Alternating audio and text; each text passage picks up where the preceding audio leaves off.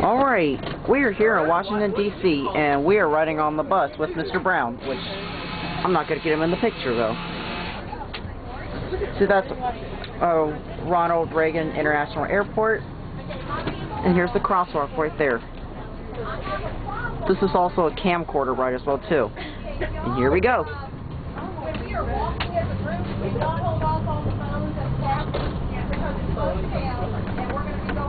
Ooh, this is smooth.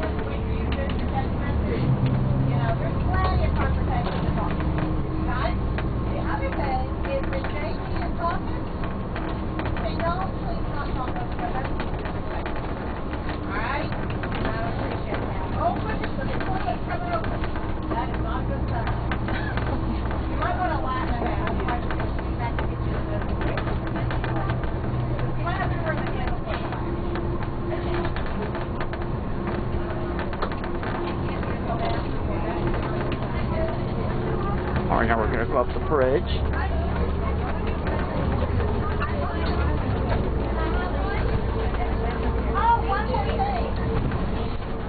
And as you see up front,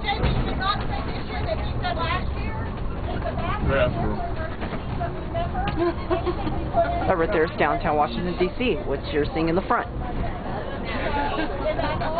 Isn't that downtown Washington? Oh, she's got you covered. Isn't that downtown Washington right there? No, that's Crystal City, Virginia. Oh, Crystal City, Virginia. Oh, look, there goes a subway train. Or a tram, however you say it. Streetcar loves subway trains. Maybe I remember last year trying to kill me already. Somewhere in downtown, and some woman, she wasn't taking pictures, just walking down the middle of the street. And See, that right there is Ronald Reagan International Airport. I was going to hit her if she didn't get out of the way. I remember that. It was over by the White House, wasn't it?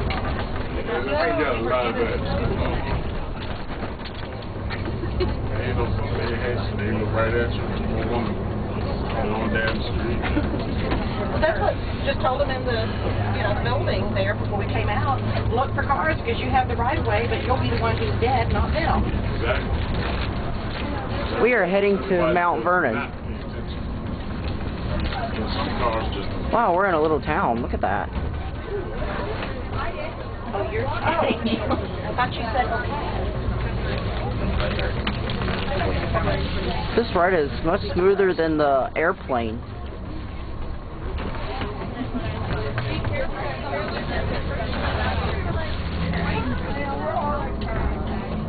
So look at this, we're in a small town.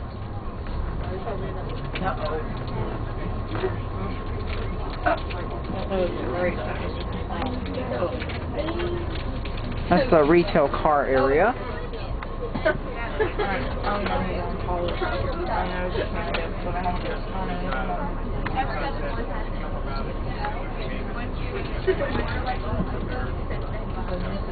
Those are disgusting.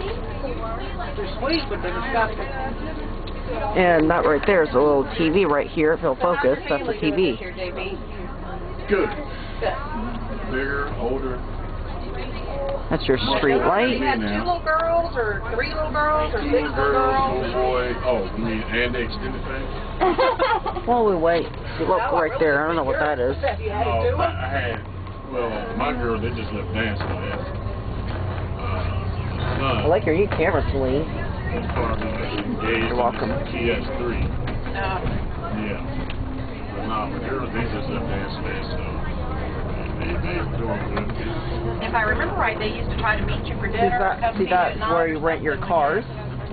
They got a little more right here. When I'm on the door, I'll be back Monday, so they got that. Now we are exiting the airport. We spent the day together yesterday and everything, so they good. This starts your busy season from here on? Yes. It was like, well, I'll have a break Monday. And after you take us to New York and drive back. Well, oh, look, there goes a tram right there. I won't go back on tour until the 24th, but I don't visit until... Streetcar, I got a tram video for you. Until like the 14th of April. So I'll be gone from the 24th to the 14th. I have like, if they don't throw anything in between. Well, I can't can't say that now because when I get back Monday. See right there, that is an apartment building right there. Yeah, I already got my clothes and everything lined up, so I'm a little more prepared than I was last year. That sandwich smelling pretty good.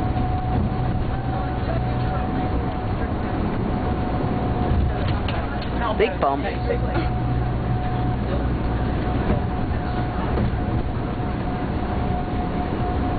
what is the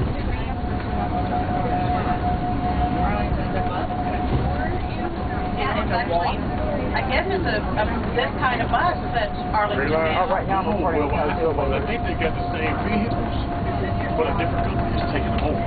So they used to have the little trams. No, they said it's been closed now. Look at that. There's the lake right there with the sailboats. Did you take a picture of that, Celine? I said we either need to not do Arlington the day we're going to New York, or we need to take the tram. So, I love trams. yeah, we walked it, and then we got on the bus and went to New York, which made for because we had to go fast, because we had to get on the road, and then when we got to New York, we, went and walked. And I said it was just too exhausting. We couldn't enjoy Tuesday because we were so exhausted from doing both. So I said we need to, if we're going to do New York, we need to do the tram. Well, now they're on different days, so it's not really an issue. But they started this new thing, and they wanted to try it out, so we're the test case. But it doesn't sound like it's going to be as good if it's not open air to where you can see everything. So I guess we'll find out. Because it's so pretty to walk, but it was just so much. See, and like I said, first time we were in it, when I saw it, because for a while, the store building went out of business. And there was nothing, so we was walking the cemetery and everything, and some people was like, yeah, I'm not to go. And you see some historic buildings right there, which I don't know what the name is. But this is the first time I heard them happen, so. It just started, like I said, we are reservation number 81, so it hasn't been going very long. And I think we're actually the first STA group that has done it. We're the guinea pigs. I would rather walk it, but I like a nice leisurely, mosey along and look at everything and take pictures. Here's an automobile for you, Diesel Lucy. That automobile car is made by Toyota. Well, you make us run to the top. And you have extremely long legs. No, last year we had a mom and dad with us, and the mother kept having to stop and hang over the rail. There's a motorcycle. We know we're going to have to call the ambulance because she was so, remember that? Does that ring a bell? That's kind of worried me a little bit. I dropped back a little bit. That's why I got all this sick and lost 20 pounds. I thought I'd be the one going down this year. I was glad she was with us. I felt better. We got 2:30. I'm going to go through Old Town a little bit. Okay, ladies and gentlemen. We are arriving in Old Town Alexandria, but we are currently on the George Washington Memorial Parkway, of course in honor of George Washington. Now we get ready to enter into the city limits of Old Town Alexandria, which was established in 1749. Now this is a very historical town and a landmark for this because this was one of the major port cities when Virginia was still part of the colonies. This is where the British ships came over to receive all of their goods to take back over into Britain.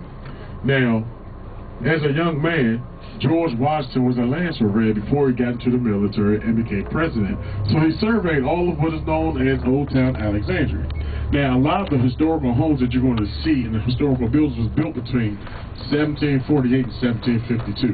For example, if you look over to your left at this PNC Bank, look on the top of it. There's a very unique structure. That is an old lookout tower. That is an historical building. The very middle part of that building was the original part of the building. Now, and if it's protected by the Historical Society, just like the gas station over there, the main part of the building you cannot tear down, but you can add on to it and change the inside. And you must agree to those terms before you buy property down here. So you're going to see lookout towers on top of kind of like weird buildings. See, again, you have like these gas stations. Then there's the biggest building that's in town is straight ahead to your front left. Now, a lot of ways you can find out what's in the historical building is they're going to have a bronze oval plaque on the outside of the building. I'm going to show you some buildings that have those on them, so you know those are historical. Some of them have more than one plaque. Okay. Now, we are riding on currently Washington Street, which is named after George Washington's father, Augustus Washington. Now, the first area that I'm going to show you is going to pertain to General Robert E. Lee, which was a Civil War general for the Confederates. Now, the Lees and the Washingtons had ties throughout history. Light Horse Harry Lee was Robert E. Lee's father, but a very good friend of George Washington. Within the next intersection, we're going to see the home of Light Horse Harry Lee, and where he was residing, where he got the information that George Washington had passed down in Mount Vernon in 1799. And in that same area, we're going to see the boyhood home and where Robert E. Lee actually went to grammar school before he left to go to into the military academy. Now, you're also going to see some bronze oval plaques on these homes and in some of these buildings as well, so you can see exactly what I'm talking about. Now, again, you can purchase homes here, but you must abide by all the rules of the Historical Society. Now, those are in front. If you look at the red brick building over to your front right on the corner, there's a little oval plaque there. That plaque is to let you know that that is a historical building and it is protected by the Historical Society. And this is the Lee Fendel house to your right, and that is where Light Horse Harry Lee was standing right there on that porch when he got the information that his good friend George Washington had passed down in Mount Vernon. To your left, you have the Robert E. Lee. This is where Robert E. Lee went to grammar school as a young man, and that is his boyhood home right there beside. Now, he lived right next door to his school, which probably made it really hard for him to play hooky from school. Because if you call in sick, all they got to do is go next door to check on him to see if he was actually sick or not. So I don't think that was even ever a good idea for him to do that. Now, some of the buildings that you're going to see down here is going to look like we went back in time. They're going to look very identical. A lot of these homes, these townhomes, was built in like 1748, again, between 1748 and 1752. These homes aren't really all that large, but they are nice size, and these homes go for like $500,000. But I'm going to show you one that was more expensive than that, than any of them that's down in this area. Now, if you look at these homes, you want to look for the bronze oval plaques. Some of them have more than one plaque, and that second plaque will be located just above the door, but below the window sills, and that'll be of an old fire engine. Now, if you look to your left, right there where it says 403, but that plaque that says 1831 means it was the city jail from there all the way down to the corner. This was the old city jail in the 1800s. Now, this next intersection, if you look to your right, you're going to see an original cobblestone street. Now, this cobblestone street was made because when the ships came over, they didn't have any cargo. They had these cobblestones in the bows of the ship to keep the ship balanced. That way, when he got here, they took all the stones out of the ship to put cargo on it. So the people here took the stones and made streets out of them. Now you see all these homes are identical looking with the exception of the different colors. Now if you look to your left, the one with his American flag, you see one of the fire engine symbols right there. And there was about 4 different fire companies. Now, the fire department back then didn't just come into your home and put a fire out when there was a fire. You had to show proof of the insurance. If you did not have that in proof of the insurance, they would not put the fire out. For example, they were so serious that if your home had the fire and it spread it to the next home who did not have the little symbol, they would put your fire out but let that other home burn to the ground. Now, I said these homes was about $500,000, but the one I'm going to show you went for like $1.1 million. If you look to your left, you see the little blue house to your left? The smallest house in Alexandria.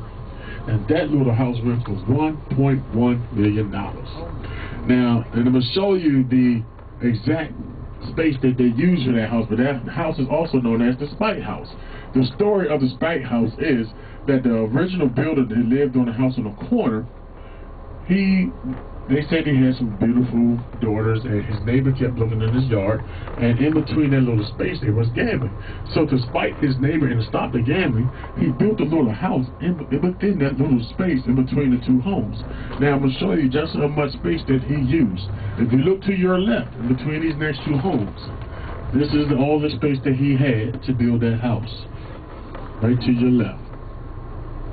Now, if you look at some of these other homes, you're going to see different fire engine plaques on these buildings as well, because you have different ones, like the one over to your left was different from the one that we saw earlier. Now, some of these homes, now the only way you can repair them is that if the home that you bought, if it had siding on it, then you can only replace it with siding. If it had brick, then you can only replace it with brick. And they are very strict on those standards on how for these historical homes. So you must abide by all the laws here if you want to buy a home in Old Town Alexandria. Now, the next area we're going to deal with is George Washington. Now, George Washington made this his second home because he knew this area very well, and it wasn't always very convenient for him to get back down to get back down to Mount Vernon. So George Washington also spent a lot of time here at this first building to your front right, which is going to be on our left as we make this right turn. This is Gadsby's Tavern. Gadsby's Tavern is the location of George Washington's last birthday. Also, this is where he did a lot of his entertaining. He did, dinners, dances, and he loved to dance. He did a lot of entertaining here, and if, just for example, he may have had too much to drink, he wouldn't have to worry about crashing his little horse and buggy because he had a townhome right here within the next block. Now, he made this townhome here because it was more convenient for him to get here to Alexandria instead of getting all the way down to Mount Vernon. Now, his townhome, his home in this block looks different from all of the other homes that's here. You look to your left, right here with the white banister. This is the townhome of George Washington. This is where he stayed for the most part instead of going down to Mount Vernon. Because he only visited Mount Vernon about 15 times during his presidential years. Because again, the way that we're going to go did not exist during George Washington's days. Now, straight ahead, when George Washington was home, he worshiped here straight ahead at Christ Church.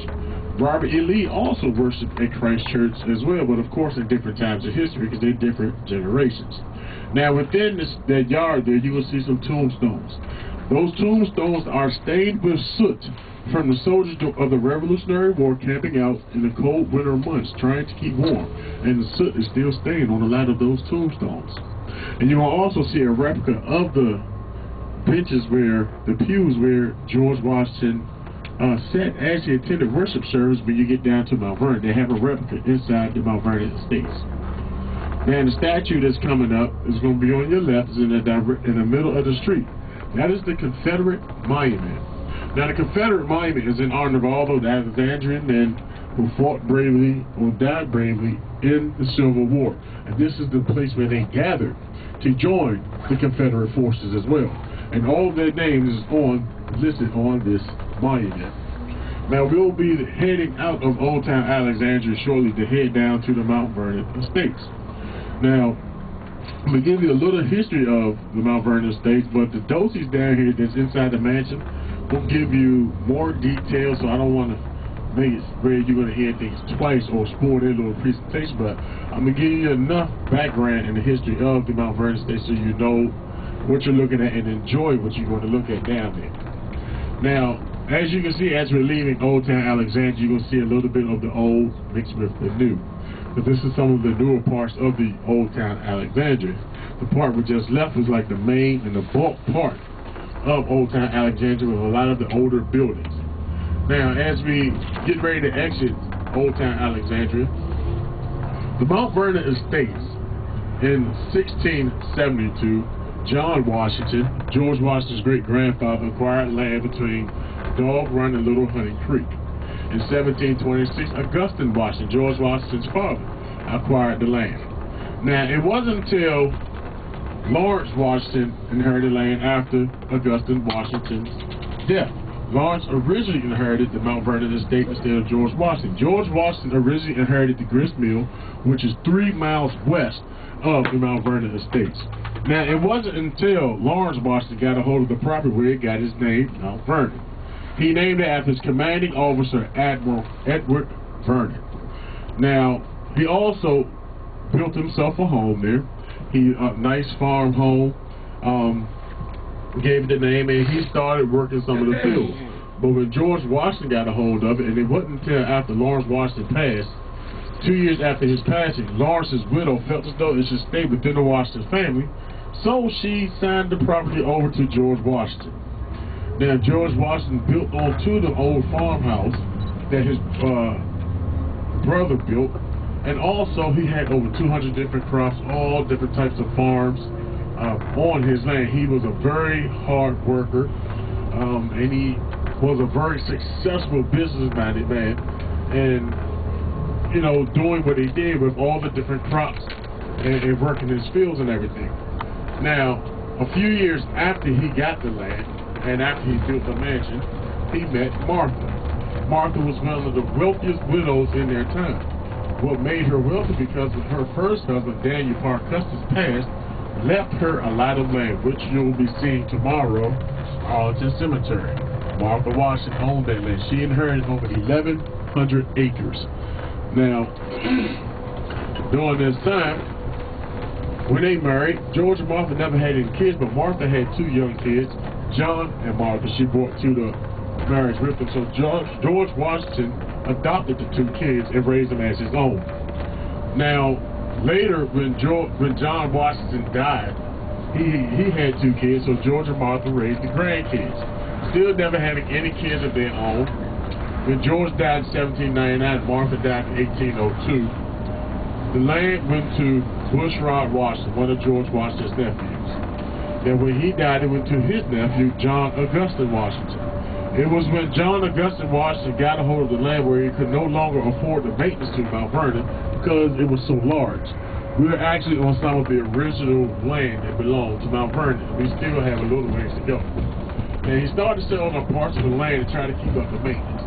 He later tried to get the state of Virginia and the government to buy it, but they turned it down. So in 1858, the Mount Vernon Ladies Association got their charter to purchase the mansion and the surrounding 200 acres to the Mount Vernon estates. Now, what you're going to see is a result of them is they wanted to bring it back so Mount Vernon could have like the character, the personality, and the prestige that they felt as though that George Washington would have had. And when you go through the mansion across the Potomac River, that wooded area, Mount Vernon owns that as well because they wanted you to see the view that George Washington enjoyed every time he went out onto his back porch. Now, they're responsible for what the property is doing today. You have, what you're going to see when you get down here to Mount Vernon, you have like the 16-sided barn. You're going to have the slave quarters, the slave grave sites, the old and new tomb where George and Martha and other family members are buried. You'll see his gardens, which was his favorite thing to do and favorite place to attend. When he wasn't really busy, he loved to work in his garden. You can see a little bit of everything down here. And also, most of the animals that you see down here in Mount Vernon are direct descendants of the animals that George Washington had owned. Now, George Washington was a very, very smart man and also a brilliant military-minded person. And you'll see that as well, how he beat probably the biggest and the baddest military at that time, which was the British, with a bunch of militiamen and farmers. None of them had any military background because we did not have a military. So he used the weaknesses and the tails of the foreign generals against them and beat them with militia and farmers. Now, one of my favorite theaters, which I think you're going to enjoy, inside the Educational Center, is the theater that has the special effects. When I say special effects, when you got cannon fire on the screen, your seats are going to evaporate. Now, when it's snowing and foggy on the screen, the theater is actually going to be snowing and foggy as well. So, and it is actually a really great story. It's about 14 minutes long, and it is action-packed. But all the movies that they have there are very informative and really nice. Now, the myth of George Washington having wood teeth. You're going to see how that was formed. You're going to actually probably see a replica of the dentures. You're going to see the dentures that he actually used. You're going to see why he never smiled. Because those dentures were made out of human teeth and hippopotamus teeth. Those were the dentures, some of the dentures that he has used. And that's why George Washington never smiled. He was a gentleman, a very nice man, but he destroyed his teeth because he loved walnuts. He used to crack walnuts with his teeth. Now, a few of the other things you're going to see there as you go through the museum, you're going to see like historical things like the china wares and different things that George Washington was involved in the Education Center and in the museum. Now, when you get in here, they're going to ask you, if you have any backpacks, would you please leave them on the vehicle? You can't take just regular water. Basically, that's it, water and cameras and your money if you want to go to the souvenir shops and buy some things that's down here in Mount Vernon Estates. Now, you'll be here having nothing for a few hours, and I'm going to show y'all where exactly we're going to meet the bus at 5 o'clock. And as we get a little closer, I'm going to show you another historical site, which is an old military fort. Now, this military fort is across the river in the state of Maryland, and this fort is named Fort Washington. At the time, there were two forts that was built. One was Fort Washington, one was Fort Hunt. They were identical, state-of-the-art forts at that time. And they was built in preparation of the British attack in 1814. But the British never came up the Potomac River. They came from the north through Baltimore, where Fort McHenry had the battle there. So Fort Washington still stands today, and it was never used. It's a military fort that was never used, and it's been standing since the 1800s. And it's right now in care of the National Park Service. They do have tours over there. It's one of those things where if we had time, I'd love to take y'all over there so you can just go on the hiking trails and tour the facility. But the view that you're going to get from it is going to be a really nice view. It's going to be across the Potomac River in the state of Maryland as we get to a little open. Now, I don't want to overload you too much, River, but we're going to have a nice little few more minutes before we're able to get there down in Mount Vernon. All right, so you're going to have some quiet time for a few moments before we get to the Mount Vernon Estates. But I'm going to bring your attention up to the Fort Washington military base once we get down to it. Okay, so are y'all having a drought now? I noticed the water looks like it's way down. And we don't have any restrictions as of right now. When we do have restrictions, they will let us know, but I haven't heard about any restrictions or anything. So is it down more than usual, or is it just looks... No, we get the high tide, low tide stuff. Okay. Yeah. So we get that full moon, it's going to be extremely high. We had such a bad drought last year that we lost, they said, like 60 million trees. Really? In Texas, yeah. No, we haven't gotten that bad in a while. So what's that, Lee? Ever. All right, here we go again. Look over to your left at this little opening. You're going to see that little military fort over there.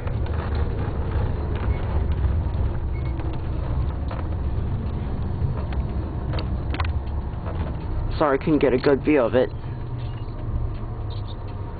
Alright, and that concludes Mr. Brown's presentation. So, I'm going to say this to all my elevator filmers. Please give a big round of applause who's watching this on YouTube. And that concludes his presentation and the ride on the bus.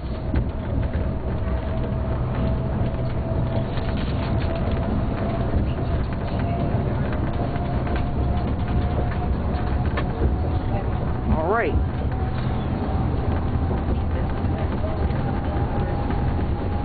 Look in the mirror, who do you see? Hi.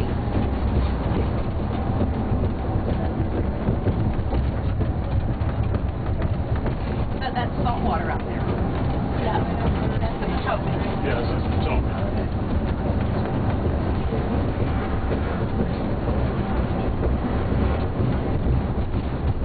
What did you get?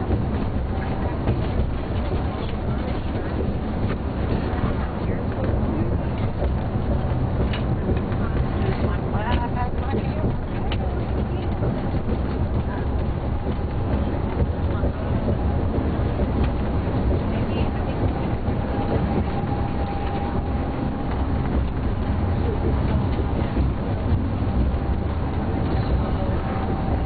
Look how big that lake is. Haven't you taken a picture of that, Celine? Yeah. So what do you think of Mr. Brown's presentation? What do you think, Streetcar 1743? Do you like Mr. Brown's presentation? What about you, Angerines?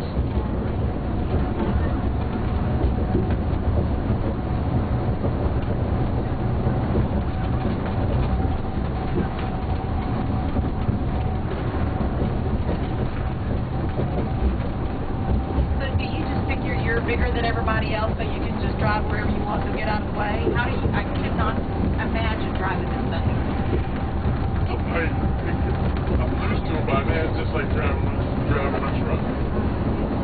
Well, especially in this area. Well, these lanes are not that large. Let's see, when you get used to like driving in New York and Philadelphia, this is nothing. The streets up there are so small and so congested and everything. And they really need to get you a hands-free mic for your... Yeah. That see, makes sense, wouldn't it? I have a headset, but the cord that goes to the plug, it has to be made. That's the one I had without. Because I was testing it, before I picked y'all up. And I asked my boss if they could get another made, because we got them off from him. So he's going to get some made for this particular bus. Gotcha. Yeah, trust me, I got it. That's what I prefer using, to be honest. Well, yeah, and if you're driving with one hand and talking with a little bit on the suicidal side. We're here at Mount Vernon. Yeah. All right, you're here at Mount Vernon, and all right, now I need to bring it to your attention. Now look over to your right where those buses are going. That is where you'll be meeting a bus at 5 o'clock whenever y'all groups get together and finish. Because I won't be able to come back here to pick y'all up. Y'all be meeting us down on the right where all the buses are. Now, this bus is US129. US129. Our company has a large fleet, and all of our buses are identical. So you look for the right number. Well, I think I am the biggest dude on the job. Well, just look for me. All right, now before I stop the camera, to my all elevator filmers, give Mr. Brown a big round of applause. So with that said, that'll be it.